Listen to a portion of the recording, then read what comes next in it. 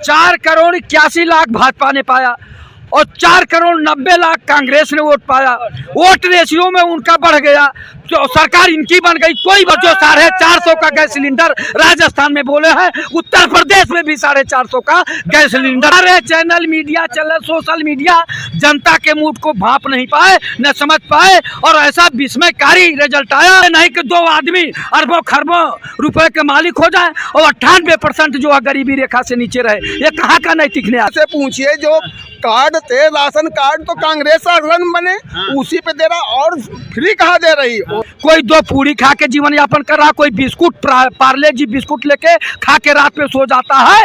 ये 20 करोड़ जनता वास्तव में लिखा पढ़ी में एक टाइम भूखे पेट सो रहे हैं। लखनऊ की जनता से पूछने का प्रयास करते हैं कि ये जो 5 राज्यों के नतीजे आए हैं 2024 के चुनाव पर कितना असर डालेंगे। क्या नाम है? सुनाम लालजीत यादव, अखिल भारतीय भ्रष्टाचार निवारण परिषद का राष्ट्रीय अध्यक्ष। क्या सोचते हैं, क्या रिजल्ट रहेगा 2024 का इस चुनाव से? इस चुनाव से कोई मतलब नहीं है। वहाँ जो आप देख रहे हैं, ये जितने लोग डिबेट आपके चैनलों के करते थे, ये लोग न वहाँ गए थे मध्य प्रदेश, न राजस्थान, न जो है अन्य प्रदेशों में कहीं गए नहीं थे। आप लोगों के चैनलों को देखकर ये लोग कहते थे और तमाम बड़े नेता बोले कि ये तो बड़ा विस्मयकारी रिजल्ट आया है, जो दिखाया जा रहा था उससे अतर आया है, अलग आया है। तो वहाँ के जनता के मूड को लोग भांप नहीं पा रहे थे, तो वो बोले। लेकिन जहाँ तक सवाल आता है, 3 प्रदेशों में भाजपा ने सरकार बनाया, 4,81,00,000 भाजपा ने पाया और 4,90,00,000 कांग्रेस ने वोट पाया। वोट रेशियो में उनका बढ़ गया तो सरकार इनकी बन गई। कोई बात नहीं, लेकिन इन्होंने 3 प्रदेश गंवा के 1 प्रदेश जीत लिया और वो प्रदेश इनके जो प्रदेश है, एक कौन सा छत्तीसगढ़ था, छत्तीसगढ़ से बड़ा जो प्रदेश एक जीता है इन्होंने। सवाल ये है कि अगर ये गठबंधन बना के धरातल पे काम करेंगे, जमीन पे काम करेंगे, इनके कार्यकर्ता काम करेंगे, तो जरूर 2024 में ये लोग सफल होंगे। इंडिया गठबंधन सफल होगी, लेकिन नेक नीति से साफ दिल से मिलकर ये लोगों को धरातल पे काम करना होगा। अखिलेश यादव मध्य प्रदेश में 70 सीट लड़ा दिए, जीते 3 सीट, लेकिन नुकसान कितना किए? कम से कम 25-30 सीटों पर नुकसान कर दिए। कहीं 5,000, कहीं 10,000, कहीं 15,000, कहीं 20,000, ऐसे बसपा लड़ी, वो भी कहीं कहीं नुकसान। आप पार्टी आ गई, वो भी लड़ी, उसका सुनते हैं कि कहीं जो है जमानत जब्त हो गई, लेकिन 1,500 वोट वो पाई काटी है, तो ये नुकसान हुआ है। इन लोगों को दिल साफ करके नेक नियति से यूनाइट होकर चुनाव लड़ेंगे तो जरूर 2024 का परिणाम अलग होगा। सारे एग्जिट पोल, जितने भी एग्जिट पोल थे, सारे के सारे एग्जिट पोल धरे रह गए, एकदम धरे रह गए। ये आप लोगों के चैनलों का जो था आंकड़ा वो गलत साबित हुआ। जनता का मूड आप लोग भी नहीं भांप पाए। सारे channel media channel social media जनता के मूड को भांप नहीं पाए, न समझ पाए और ऐसा विस्मयकारी रिजल्ट आया कि गले से नहीं उतरता है। जनता को और बड़े बड़े नेताओं को गले नहीं उतर रहा, हो क्या गया है। इसलिए पुनः जो है इसकी विवेचना होना चाहिए। बाहर के राज्यों के चुनाव के उत्तर प्रदेश के राज्यों के गले नहीं उतर रहा है, कतई नहीं उतरेगा, चूंकि कोई गया नहीं था यहाँ से। जिनसे आप डिबेट ले रहे थे, न कोई छत्तीसगढ़ गया, न कोई मध्य प्रदेश गया, न कोई मिजोरम गया, न कोई जो राजस्थान गया, कहीं गया नहीं।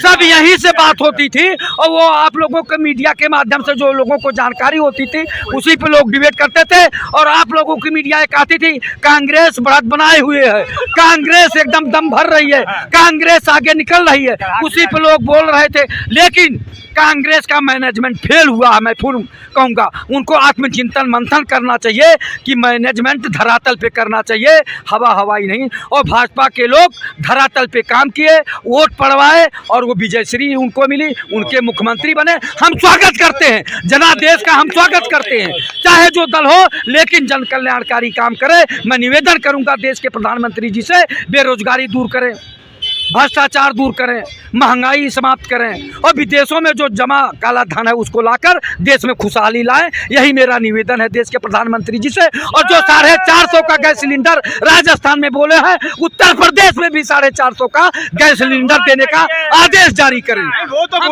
पूरे देश के प्रधानमंत्री हैं, उनसे पूरे देश की आप अपील कर सकते हैं। पूरे देश का कर रहा हूँ, लेकिन उत्तर प्रदेश करा रहा है। उत्तर प्रदेश गरीबी बेबसी लाचारी से करा रहा है और इनके शासन में भी और पहले भी 20 करोड़ जनता आज भी एक टाइम भूखे पेट सो रही है। ये समाप्त होना चाहिए, ये कलंक का हमारे ऊपर से उठना चाहिए और ये सरकारी आंकड़ा है, ये मेरा आंकड़ा नहीं है। करोड़ को तो अपना राशन दे रहे हैं, तो 20 करोड़ कैसे सो रहे हैं? उन्हीं से पूछिए, देश के प्रधानमंत्री जी से पूछिए कि आपका सरकारी आंकड़ा कहाँ से बोल रहा है कि 20 करोड़ जनता आज भी एक टाइम भूखे पेट सो रही है। माननीय प्रधानमंत्री जी से पूछिएगा, मुझसे मत पूछिए। अरे यही पूछ लेते हैं माननीय प्रधानमंत्री, देखिए पूरा भगवा कलर में ये भाई हमारे 20 करोड़ लोग क्या भूखे सो रहे हैं?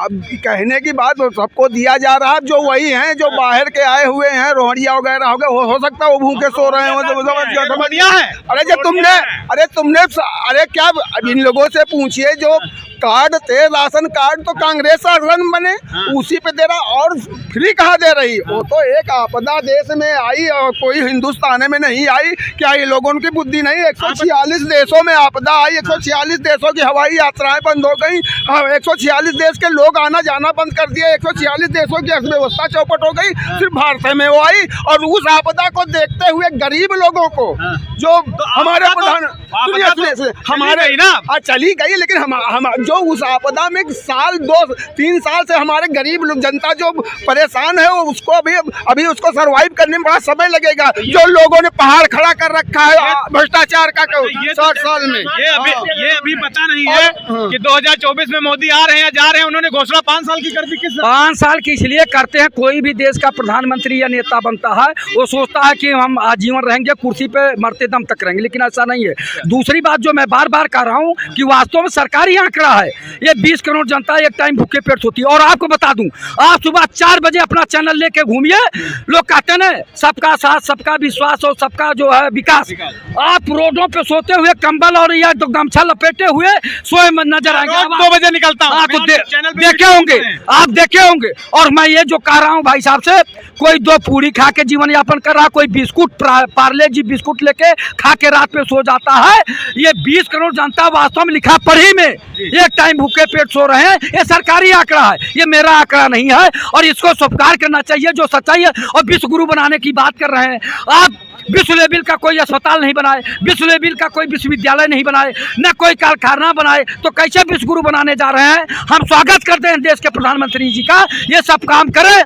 हम लोग तो इनको जो है सर पे बैठाएंगे। हम लोग तो सोचते हैं कैसा देश का प्रधानमंत्री हो जो देश का विकास करे और देश में जो है भुखमरी लाचारी समाप्त हो और यहाँ से भ्रष्टाचार समाप्त हो, महंगाई समाप्त हो, बेरोजगारी समाप्त हो। हम स्वागत करते हैं चाहे जो देश का प्रधानमंत्री हो, इस पे काम करे।